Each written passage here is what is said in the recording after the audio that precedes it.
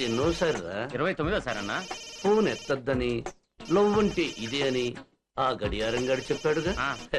ఎత్తనంటే ఎత్తనుగా.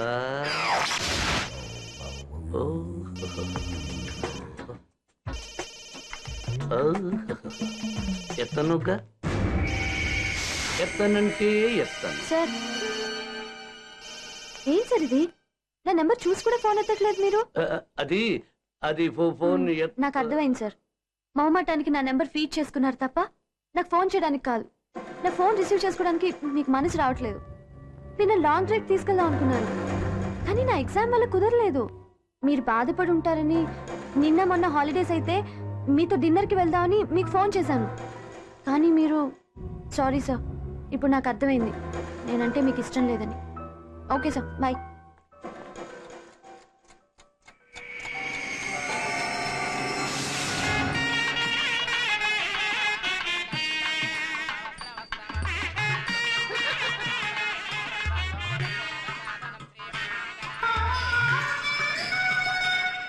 బాబు అప్పుడే అలా చూడకూడదు నాయన.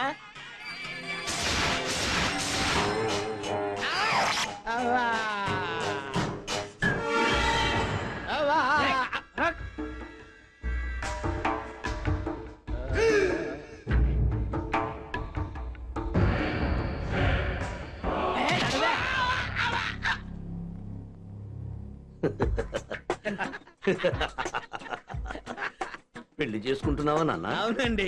పెళ్లి? అవును.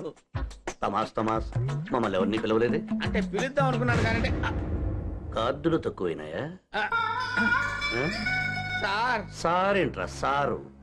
నువ్వు పెళ్లి చేసుకోకుండానే నాకు ప్రేమ సలహాలు ఇస్తావా? అయ్యా మీరు కోపానికి 5 నిమిషాలు బ్రేక్ వేస్తే నేను హై స్పీడ్ లో ఇంటికెళ్ళి పెళ్లి చేసుకుని మళ్ళీ హై స్పీడ్ లో మీ దగ్గరికి వస్తాను. ఆ తర్వాత మీరు ఏ శిక్ష వేసినా భరిస్తాను తండ్రి. ఏమంటున్నాడు మామ వీడు? నువ్వు పర్మిషన్ ఇస్తే వెళ్ళి తాళి కట్టొస్తాను అంటున్నాడు. మామా, నేను నా కావేరి మెడలో తాళి కట్టేంత వరకు వీడు ఇదే డ్రెస్ లో ఉండాలి. డ్రెస్ మాయకూడదు, వాచకం ఊడకూడదు. సార్. తమాస్ తమాస్. బ్లేడు అన్నా, గొడ్డలి వాడి చెక్కు. అన్నతోని మర్యాద ఉండాలి. అన్నంటే పాండన కాదు, ఈ బ్లేడ్ అన్న. ఇయాల్టికెళ్ళి నేనేం చెప్తే అది చేయాలి. సమజైందా? ఊకో ఊకో. కూర్చుంటాను సార్. లేవురా, లేవు బే. నవ్వురా, ఏడు.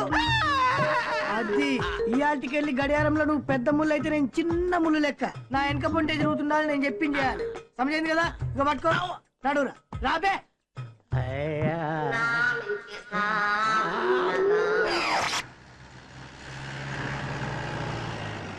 బండి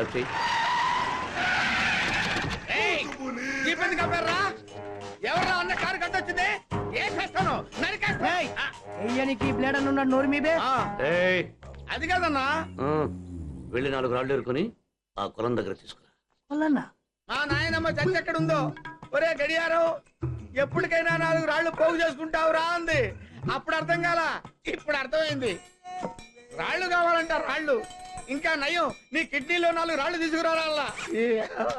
కొంతమంది ఎమ్మెల్యేలు, ఐఏఎస్, ఐపీఎస్లు కబ్జా చేసిన ప్రభుత్వ భూమిని తిరిగి స్వాధీనపరుచుకుని వేలం వేస్తున్నాం. 35/A ప్లాట్ నంబర్ 1 సర్కారు వారి పట 10 లక్షలు. 11 లక్షలు. 12 లక్షలు. బాండు ధర మనుషులు వస్తే ఇక మన స్థలాలు కొన్నట్టే. రాళ్లు తెచ్చాను సార్, అయ్యండి.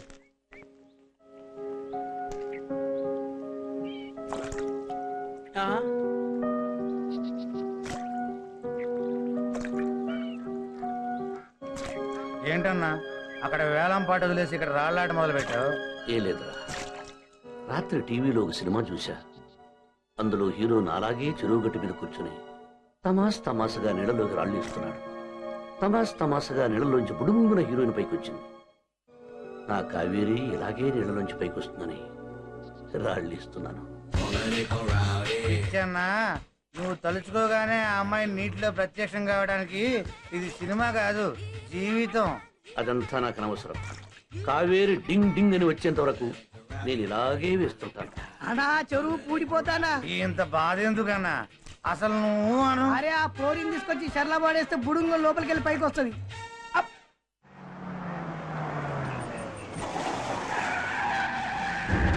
అల్లుడుకో ఫోన్ కొట్టు.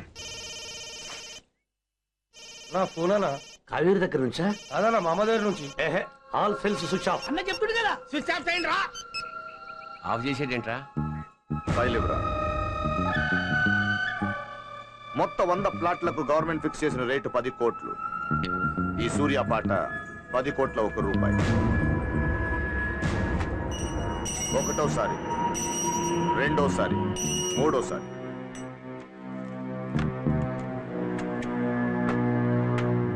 ఖేల్ ఖతం.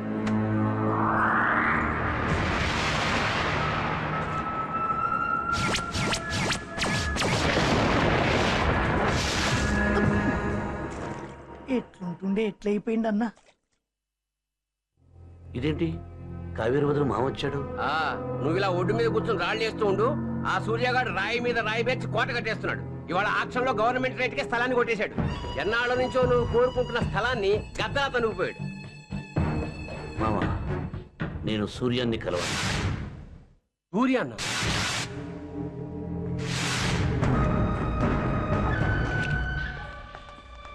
ఏమండి, దయచేసి మీరు వెళ్ళొద్దు. నాకేదో భయంగా ఉందండి. దేవకి, ఎప్పుడేం చేయాలో నాకు తెలుసు. నువ్వు తప్ప.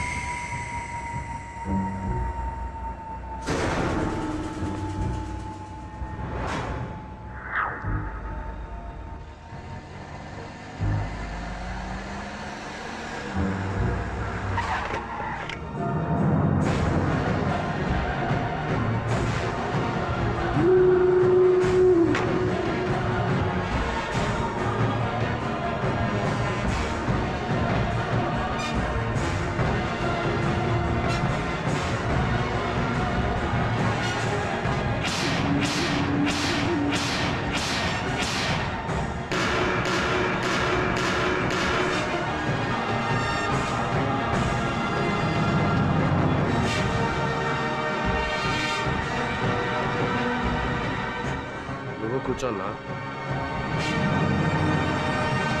తీసేయ్.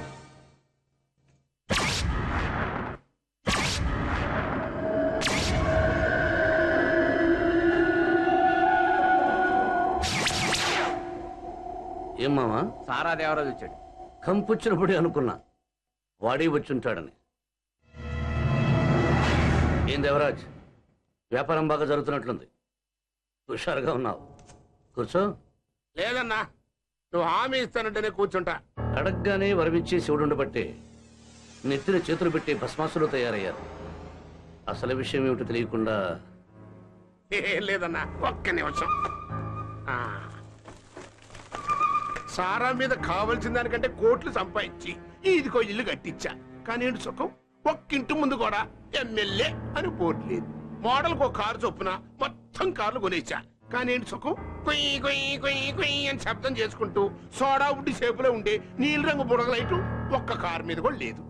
అన్నా అన్నవే, ఇప్పుడు కనుక నువ్వు అన్నవనుకో, ఎమ్మెల్యేనైపోయి అసెంబ్లీలో కూర్చుంటా.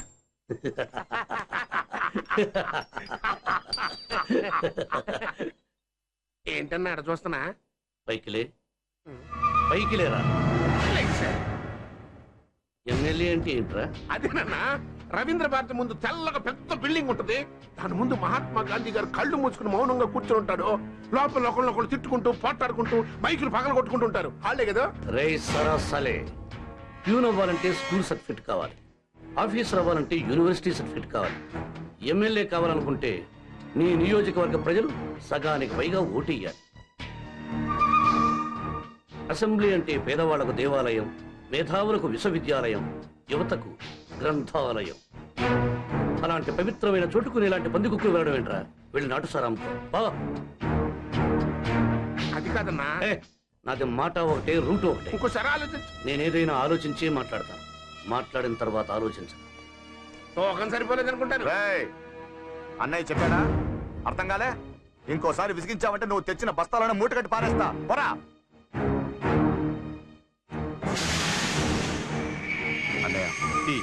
కూర్చో తమ్ముడు. ఆహా, నీ చేతటి అమృతం తమ్ముడు. అయినా ఇంతమంది పనివాళ్ళు ఉండగా నీకెందుకు శ్రమ చెప్పు? శ్రమ కాదన్నయ్య, ప్రేమ. నీకు చేసి పెడితే నాకేదో తృప్తి. ఇలాంటి పనులన్నీ నా చేత్తో నేనే చేయాలి, లేదా ఈ ఇంట్లో అడుగు పెట్టే వదినన్న చేయాలి. తమ్ముడు, రౌడీల చేతిలో నైఫులుండాలి గాని పక్కన వైఫులు ఉండకూడదని నీకెన్నోసార్లు చెప్పు. ఈ జన్మలో నీకు నాకు పెళ్లి లేదు. ఆడదాని వైపు కన్నెత్తి చూడకూడదు. జాగ్రత్త. ఇవాళైనా మన విషయం మీ అన్నయ్యకి చెప్పావా? ఏంటి చెప్పేది? నువ్వు పెళ్లి చేసుకో అన్నయ్య అంటే అరిచి నాకు నీకు ఈ జన్మకు పెళ్లి లేదు పెళ్ళాం లేదని డిక్లేర్ చేశాడు. ఇంకా నేను పెళ్లి చేసుకుంటాను అంటే చంపేసేవాడు. హలో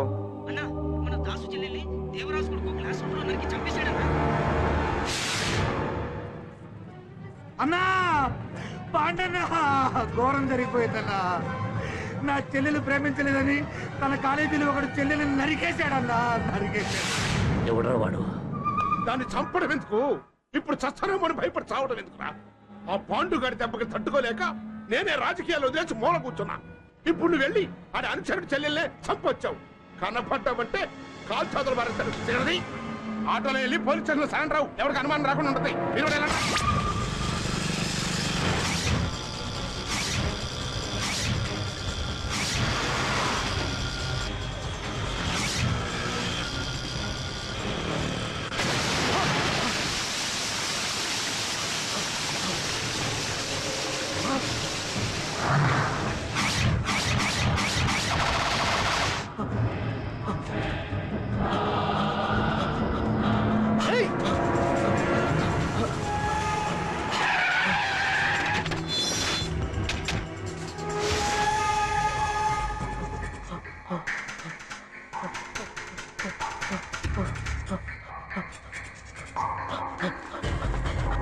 ఎవరు దగ్గరికి రావద్దు. వస్తే అమ్మాయిని చంపేస్తా. తమ్ముడు వేసేయ్. దగ్గరికి రావద్దు. చంపేస్తా. దగ్గరికి రావద్దు. ఏంటి ఆలోచిస్తున్నావు? వేసేయమండి. దగ్గరికి రావద్దు. నిజంగానే చంపేస్తా.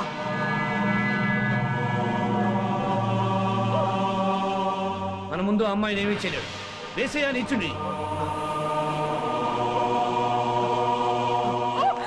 దేవకి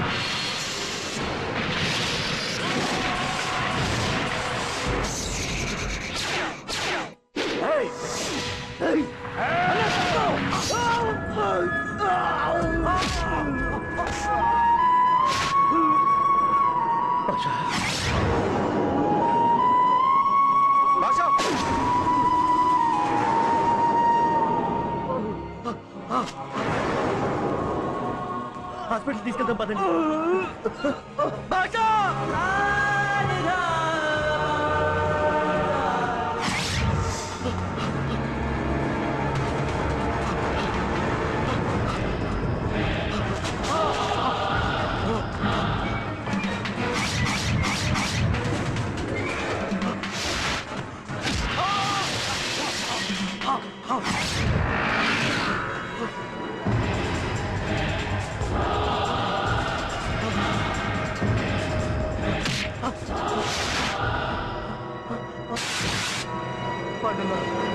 నన్ను క్షమించన్నా, తప్పైపోయిందన్నా. నీకు దండం పెడతాన్నా. నన్ను ఏం చేయొద్దన్నా. తప్పైందన్నా, నన్ను వదిలేయన్నా.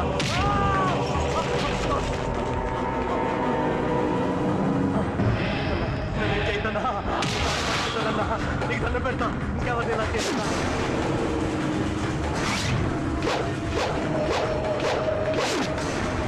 నన్ను తప్పదన్నా. నన్ను వదిలేయన్నా. నీకు దండం పెడతా. నన్ను చేయదన్నా.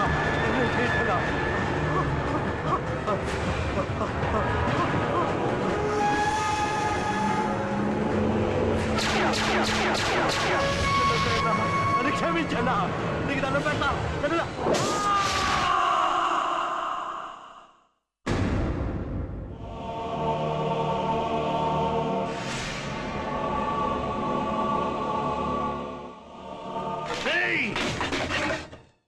ఈ ఆడదాని కన్ను మన మీద పడకూడదన్నాను. ఏ ఆడవాసన మనకు తగలకూడదన్నాను ఆ ఆడదాని కోసమే ఈ రోజు నువ్వు నాకు ద్రోహం చేశావు. ఈ రోజు భాషా చావి కారకుడు అయ్యావు. అమ్మకు మాటిచ్చుండకపోతే అక్కడే నీ గొంతు మీద కాలేసి తొక్కి చంపేసేవాణ్ణి. అమ్మ చనిపోయాక నేను మామయ్య దగ్గర తీసుకొచ్చి బాగా చదివించి ప్రయోజకుడు చేయాలి. ప్రతి ఒక్కరిని చెయ్యి చాచా, కనీసం ఎగిరి బితులు కూడా రాల్చరా.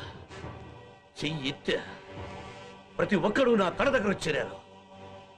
ఆనాడు పెళ్లి చేసుకుని హాయిగా బతకరా అంటే పెళ్లి పెటాకులు లేకుండా అన్నయ్య అడుగు జాడలో నడుస్తానన్నవాడే వాడికి తెలియకుండా అమ్మాయిని ప్రేమించడం తప్పు కాదు. కాళ్ళు పట్టుకుని క్షమాపణ అడుగు. వద్దు మామా వద్దు, క్షమించే ప్రశ్నే లేదు. రౌడీజం అంటే బెల్ట్ బాంబులు అడుగు చుట్టుకుని బ్రతకడం రా ఎన్నోసార్లు చెప్పా. ఒక ఆడదాని మెళ్ళు 3 ముళ్ళు వేసి విధురాలు చేసి అధికారం లేదని చెప్పా. పుట్టిన బిడ్డల్ని అనాథన చేసిన పాపం మన చేతి కట్టకూడదని చెప్పా. ఏ నిమిషానికి ఏమి జరుగునో ఎవరు ఊహించదురో అన్నది జనానికి వేదాంతం అయితే అది మనకు సిద్ధాంతం అని చెప్పా. నాకు ఉద్యోగం వద్దు, పెళ్ళొద్దు, నువ్వే కావాలి, నీ తోడుంటా అన్నావు. నువ్వు తోడబుట్టిన వాడివి కాదురా, తోడీలువి. రాముడి వెంట నడిచిన లక్ష్మణుడివి కాదురా, ఇంటి గుట్టు చెప్పి రావణాసురుని మోసం చేసిన విభీషణుడు.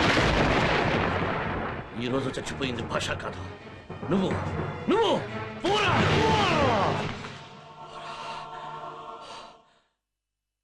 అన్నయ్య, ప్రపంచంలో గొప్ప అన్నదమ్ములు ఎవరంటే రామలక్ష్మణుల పేర్లు చెప్తారు. లేడీ రూపంలో ఉన్న మారీచుడి వెంట రాముడు వెళ్తూ ఎట్టి పరిస్థితుల్లోనూ వదిలిన వదిలి రావద్దు అంటే అలాగే మాటిచ్చిన లక్ష్మణుడు మాట తప్పాడు. తమ్ముడిని రాముడు క్షమించినట్టు నువ్వు కూడా ఏదో ఒక రోజు నన్ను క్షమిస్తావని నాకు నమ్మకం ఉందన్నయ్య.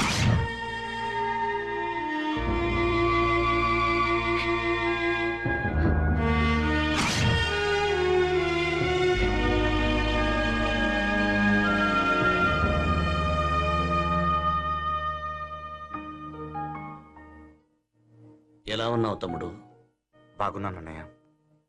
మనం విడిపోయి 5 ఏళ్ళయిందా? బాబుకే 6 ఏళ్ళయిందన్నయ్య. ఓ, మరదలు ఎలా ఉంది? బాగుందన్నయ్య.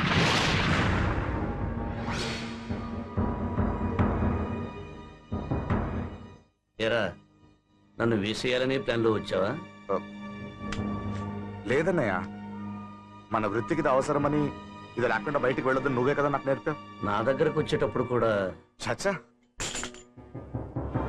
ఇప్పుడు చెప్పన్నయ్య, నన్ను పిలిచింది ఏదైనా ల్యాండ్ సెటిల్మెంట్ కోసమా? కాదురా, లవ్ సెటిల్మెంట్ కోసం. లవ్? ఏం తమ్ముడు అలా చూస్తున్నావు? నిజం, నేను ఒక అమ్మాయిని ప్రేమించాను. ఆ విషయం తనకి ఎలా చెప్పాలో తెలియటం లేదు. మన వాళ్ళందరినీ అడిగాను, వాళ్ళు చెప్పలేకపోయారు. నువ్వు ప్రేమించి పెళ్లి చేసుకున్నావు కదా, నేను అడిగితే తెలుస్తుందని పిలిపించాను. ఈ మాట వింటుంటే నాకు చాలా సంతోషంగా ఉందన్నయ్య. ఆ అమ్మాయి చెప్పు.